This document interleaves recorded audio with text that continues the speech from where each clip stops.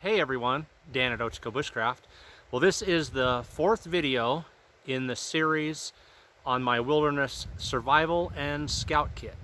So if you want to see the entire loadout, go back to the first video where I take that small shoulder bag and load it out, and you can see the entire layout of all of the gear that I have in that kit. In the second video, we reviewed the main knife that I'm carrying for that kit, which is the SE6. And third video, we did a water bottle comparison, and I showed why I am carrying the Nalgene 38 ounce stainless steel water bottle as a part of that kit. So today I'm showing you the fire kit that is a part of that kit. And basically I'm going to tell you what I carry, why I carry it, and then I'm going to demonstrate some of the reasons that I carry this. So first of all, the kit itself. No matter what kind of a kit you have, whether it's a small pouch on your belt, a full-size backpack, whatever, I teach that you should always carry 3 sources of starting a fire. Redundancy. Now this is based on, like I said, thousands and thousands of hours out here. I'm out here 52 weeks out of the year in beautiful country like this, and I've started more fires than I can count. I've started fires in some of the worst winter storms that you've ever seen, where I literally could not see to get back to my vehicle. So number one, because it will last for thousands and thousands of fires, is a good ferro rod. The 5-inch and the 8-inch ferro rods from Bushcraft Outfitters are absolutely fantastic. I highly recommend them, with a good striker attached so that you can get lots of sparks. And along with that ferro rod, some type of emergency tinder. Now you can gather tinder sources as you're traveling and as needed, but for an emergency, like I've been in a situation where it was sunny one minute and the next minute a blizzard's moving in, an Altoids tin like this, a little one or a couple of them, filled with as many cotton balls saturated with petroleum jelly as you can put inside. Perfect. If they're saturated good and heavy, you can get about 7 full minutes of burn time out of one. That, even with wet wood, is going to get you a fire going.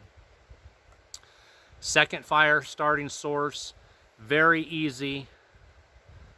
Everybody should have a lighter. Let's see, there's a crosswind blowing, so that's not going to stay. Let's see if I can. Nope. I'm not going to. There's a wind blowing across, so I'm not going to be able to get a flame without getting down here. But a second source is a good lighter. For a third source, I highly recommend windproof, waterproof matches in a bright orange container. You've seen me carry those throughout numerous videos. I just wanted to play with something a little bit different this year, at least for a while. I may switch back to the matches later on, but I wanted to field test one of these little fire starter aviation kits that they actually put in their survival kits. So this is the Sparklight, which has the little striker inside and these little tinder tabs. So it weighs practically nothing and takes up almost no space. And again, I'd been carrying the waterproof, windproof matches as a part of my kit for so long, which again I do recommend, UCO brand, that I just wanted to play with something a little bit different this year. So it's kind of fun. These give you about 30 to 45 seconds burn time, not a lot, but it's been kind of fun to play with. Okay, next part of the fire kit that I recommend, for reasons I will demonstrate shortly, is a bandana. A bandana should be a part of your kit. When everything is wet and you're going to take fine shavings and tinder and start putting them down on wet things, they're going to absorb the moisture into them. I have a dry place to lay tinder. I can open this up. I have a place to catch tinder. If I'm sawing through a piece of fatwood, I can put the bandana underneath and all of those shavings will fall right down in there, hit them with a spark, and I got fire. And I've done it many times in all weather conditions, and it has worked every time. Just as I'm sawing through the fatwood, catch the shavings, light it. Also, some type of a small emergency candle is a good idea for a kit like this little 6-hour.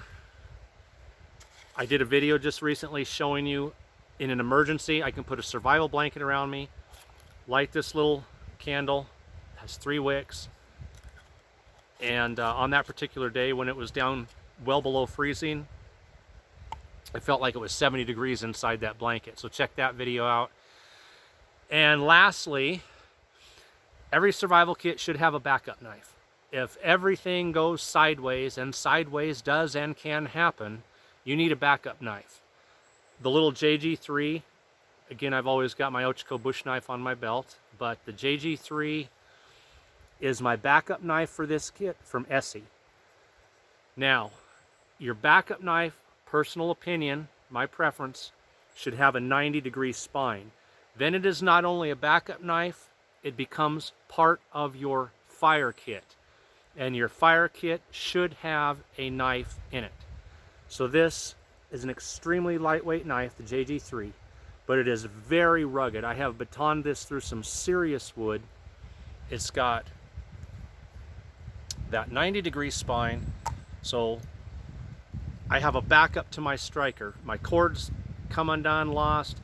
I've got other things in my kit that will work, like the saw on my Swiss Army knife, and if worst case scenario, my knife blade, but I don't like to use the blade, so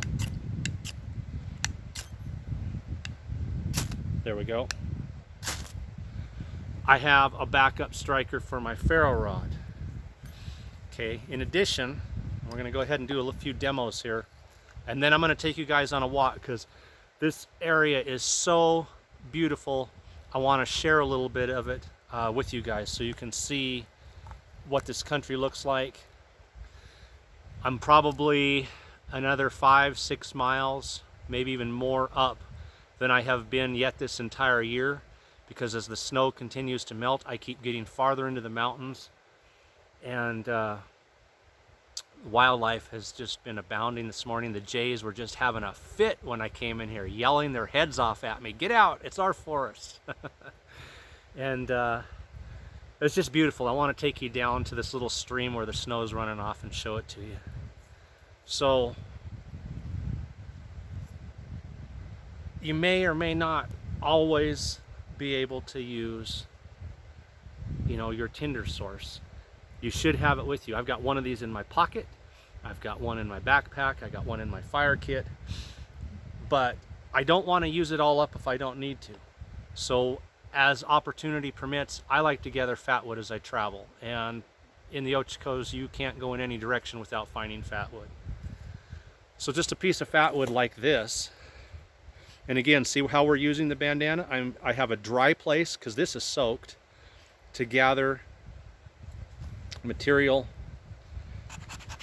for a fire. Here's my 90-degree spine coming into play. And the wind is coming, so my bandana just saved all of that from being blown off.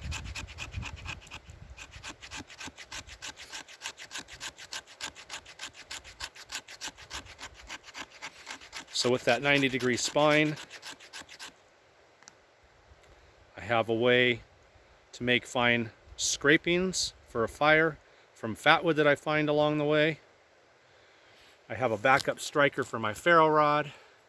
And of course, if something goes wrong with my main knife, which, you know, worst case scenario, I have a tool to get me other, you know, fine curls and fine scrapings.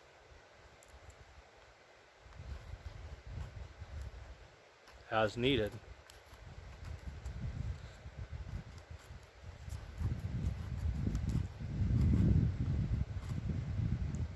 So a small knife with a 90-degree spine becomes a part of my fire kit. And then as I save my emergency tinder and I travel through the backcountry out here, I gather pieces of fatwood. I decide I want to stop and make a nice fire. It's not an emergency. Now I can transport this. I'm going to put it on this wet wood really quickly.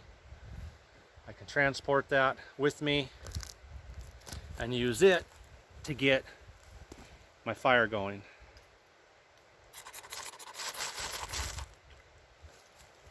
Like so. So here's why I have the bandana. Here's why I have a backup knife as part of my kit. And again, my #1 fire starter that I used year round, as long as I've got tinder, fat wood, emergency, whatever, I've never had an issue any time of the year starting a fire with a ferro rod, and I'm using the same rod year after year, and they just last for such a long time. So there it is, guys. Lay this all back out for you again. The complete fire starting kit of my wilderness scout and survival kit. And now for that walk I promised you guys. So I'm going to pause you. I'm up on the side of a hill. The sun finally just came out, as you can tell. I got to show you this beautiful, beautiful stream that's running off, and the snow melting. It's just absolutely too beautiful to not share with you guys. So hang on while I pause you. Okay guys, I want to turn you around. This is all snow runoff coming down here, and it is just absolutely, I want to share this with you guys.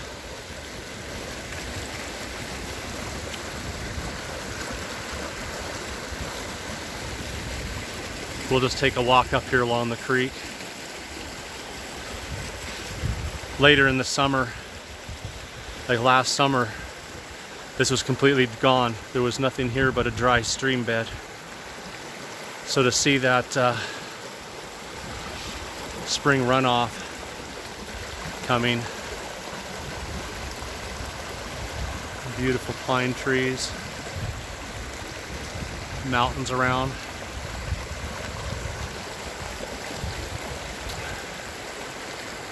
And I've hiked up here once already this morning, actually a ways, and got back up into some really deep snow. But it's just such a beautiful, beautiful sight to see, especially after the drought we've had. We've had a drought here for years now, and that is just a beautiful sight to see, guys. There's an amazing little hidden valley up there to hike through. And again, that ice cold spring runoff. Absolutely beautiful. So everybody, this is Dan at Ochiko Bushcraft. Hope you enjoyed this video. Keep watching. Got a special announcement coming up. And take care out there. Stay safe, everybody.